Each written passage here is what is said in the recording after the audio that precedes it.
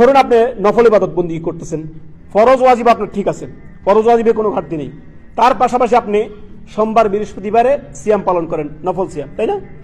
আইএমএবিজের যে 13, 14, 15 তারিখ যে আরবি চন্দ্র মাসের, ওইটাও আপনি কি করেন, নফল সিয়াম আপনি রাখেন।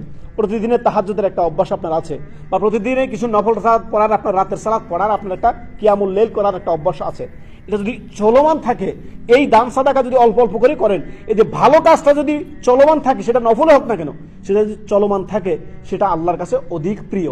এই কথাই এখানে সহিহ আল বুখারীর হাদিস, আপনার নবী সাল্লাল্লাহু আলাইহি সাল্লাম বলেন, ওয়া আন্না আহাব্বাল আমালি ইলাল্লাহি আদওয়ামুহা ওয়া ইন কাল্লা।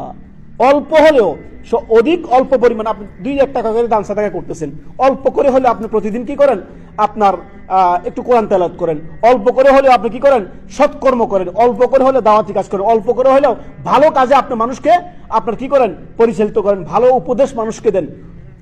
কাজটা যদি ভালো হয়, সেটা অল্প হলেও সেটা করুন। আপনি প্রতিদিন আপনি পারছেন না, বেশি পারতেছেন না, আপনি 1 পৃষ্ঠা কোরআন পড়তেছেন, 1 পৃষ্ঠায় পড়েন আপনি, এই ভালো আমলটা আপনি প্রতিনিয়ত চালিয়ে যান। এই কথাই নবী সাল্লাল্লাহু আলাইহি সাল্লাম বলেন, ওয়া আন্না আহাব্বাল আমালি ইলাল্লাহি আদওয়ামুহা ওয়া ইন কাল্লা। আল্লাহর কাছে অধিক প্রিয় আমল হচ্ছে সেটা যেটা আপনার নিয়মিত ধারাবাহিকভাবে চলতেছে। নিয়মিত আপনি কোরআন তেলাওয়াত করুন, প্রতিদিন 1 পৃষ্ঠা হলে আপনি কোরআন পড়ুন, প্রতিদিন নিয়মিত যদি পারেন কিছু সময় আপনি কি করেন, রাতের সালাত, আপনি রাতের তাহাজ্জুদ পড়ুন কিংবা কিয়ামুল লাইল করুন, প্রতিদিন পড়ুন নিয়মিত অল্প হলেও।